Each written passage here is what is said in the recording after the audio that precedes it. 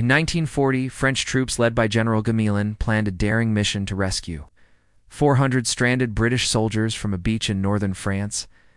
However, their best-laid plans went awry, and the operation ended in disaster. Only 3/4 of the troops were saved. A year later, Gamelin's successor, General Charles de Gaulle, found himself in a predicament when he had to evacuate another group of British soldiers from the same beach. Once again, despite careful planning, everything went wrong. 2/3 of the troops had to be rescued by the Royal Navy. De Gaulle realized it wasn't the plans that were flawed, but rather the execution. He replaced Gamelin with a former bicycle salesman named Maurice Gamelin, who turned out to be a natural leader. Under his command, an entire division of troops was successfully evacuated. Realizing the importance of having a strong leader, de Gaulle placed Gamelin in charge of the defense of France. Meanwhile, across the Atlantic, a similar realization was dawning on American leaders. They too needed a strong commander to lead their troops to victory in what would become the largest military operation in history. Enter Dwight David Eisenhower, a 5-star general who would go on to become one of the most celebrated figures of World War II. And nowhere was Ike's leadership more pivotal than during the liberation of France. At the start of World War II, the United States remained committed to isolationism, staying clear of European conflicts.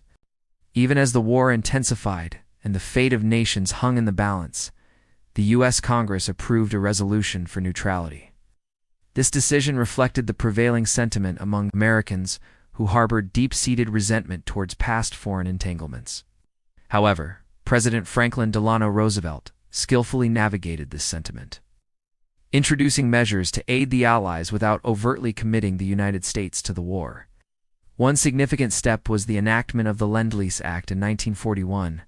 This act allowed the sale, transfer, or other disposition of arms, ammunition, and other war materials to any nation deemed vital to the defense of the United States. Initially, the primary recipient was Great Britain, which received approximately 50% of all aid provided by the U.S. Other recipients included the Soviet Union, China, France, Canada, and numerous smaller nations. The Lend-Lease program.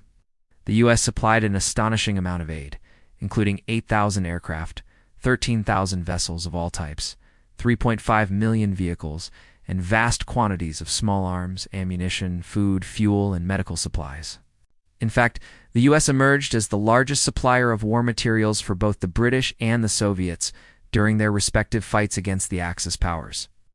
However, the turning point came on December 7, 1941. Japanese forces launched a surprise attack on the U.S. naval base at Pearl Harbor in Hawaii. This event, known as a date which will live in infamy by President Roosevelt, resulted in the deaths of 2,400 Americans. In response, Congress swiftly declared war on Japan the following day, officially bringing the United States into the Second World War. While the attack on Pearl Harbor was the immediate catalyst for the U.S. entry into the war, it was part of a broader shift in global power dynamics that had been brewing for years. The rise of aggressive ideologies such as Nazism and Japanese imperialism posed a significant challenge to the existing world order. As these ideologies gained momentum, they threatened to disrupt the balance of power and reshape the global landscape in ways that were seen as detrimental to American interests. The U.S. entry into the war can therefore be viewed as a response to this larger shift, an effort to preserve the existing world order and protect American interests on a global scale.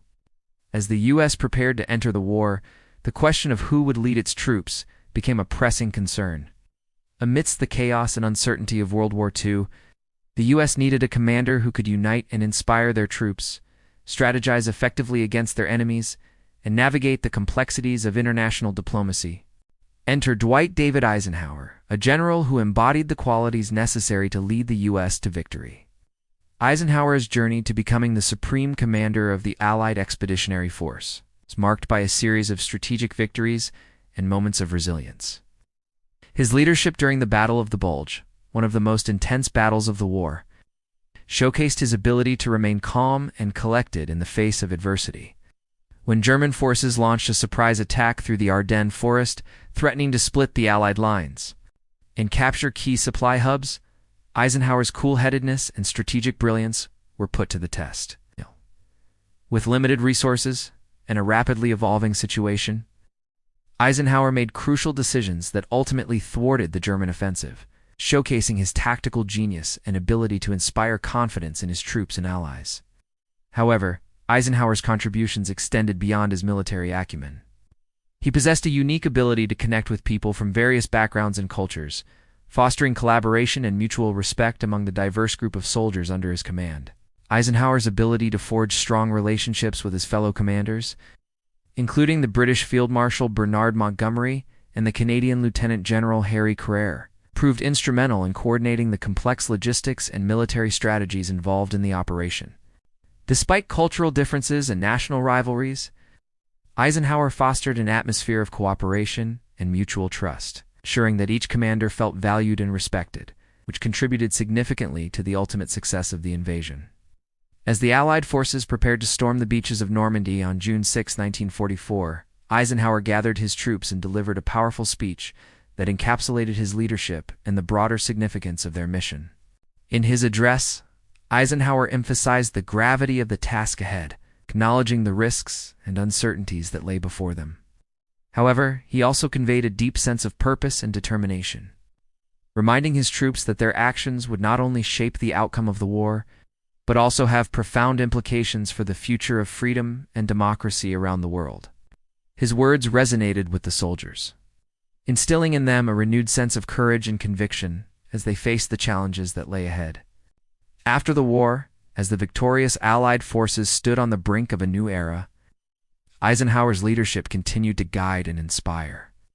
He played a pivotal role in shaping the post-war world, advocating for international cooperation and understanding as the U.S. grappled with the legacy of its wartime experiences. His commitment to public service and his ability to bridge divides became essential in navigating the complexities of the Cold War and decolonization movements that would define the latter half of the 20th century.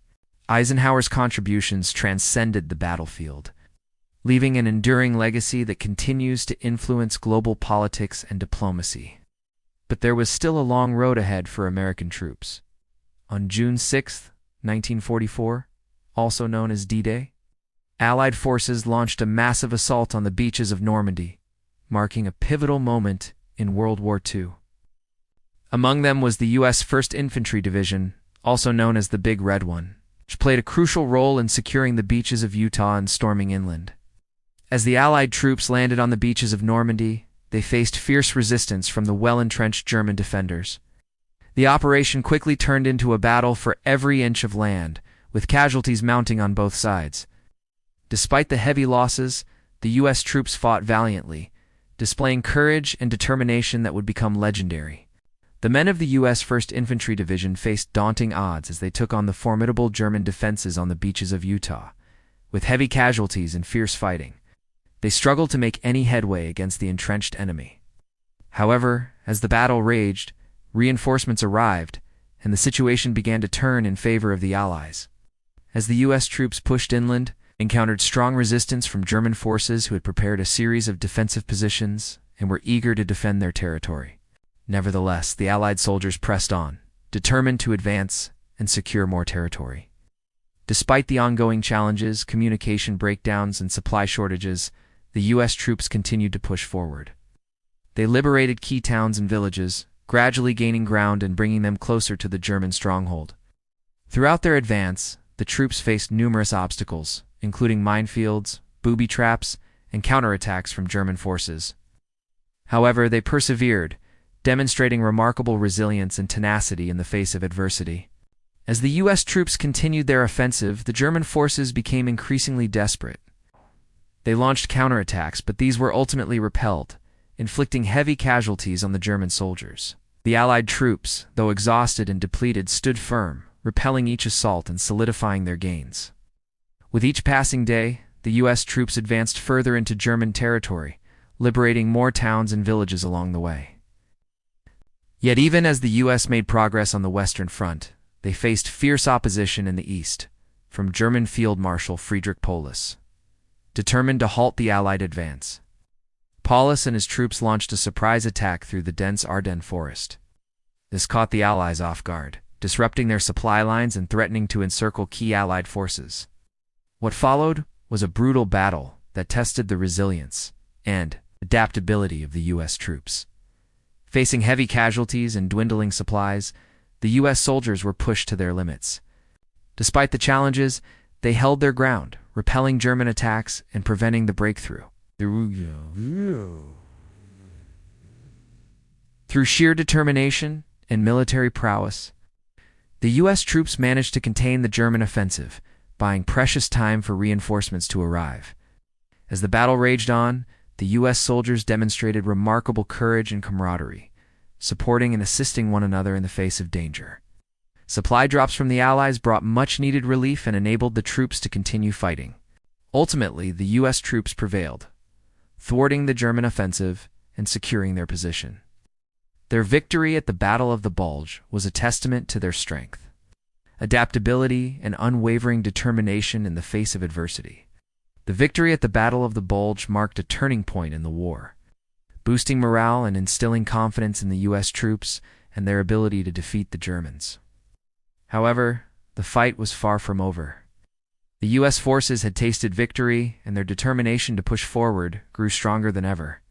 With renewed vigor, the U.S. troops advanced deeper into German territory, liberating towns and villages along the way. As the Allied forces moved closer to Berlin, the German resistance grew increasingly desperate. He ordered his troops to launch a series of counterattacks to slow down the Allied advance. Despite the ferocity of the German resistance, the U.S. troops remained steadfast. They fought bravely, displaying exceptional courage and resilience in the face of danger.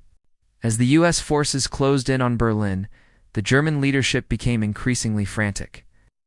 However, all efforts to stop the advancing Allied troops proved futile. On May 7, 1945, German Field Marshal Wilhelm Keitel, representing a defeated and demoralized Germany, signed the unconditional surrender documents aboard the battleship, the Missouri in the Tokyo Bay, officially ending World War II in Europe. The sacrifices and bravery of the soldiers had paid off, and the world began to heal the wounds of war. It involved the struggles between democracy and fascism, good and evil, and ultimately the triumph of hope over despair. At the heart of this epic struggle were the ordinary men and women who exhibited extraordinary courage, determination, and compassion in the face of unimaginable challenges. From the beaches of Normandy to the streets of Berlin, their stories serve as a reminder of the human cost of war and the resilience of the human spirit. If you want to learn about the role of African American soldiers during World War II, click on the video on your screen now. Don't forget to subscribe for more historical tales.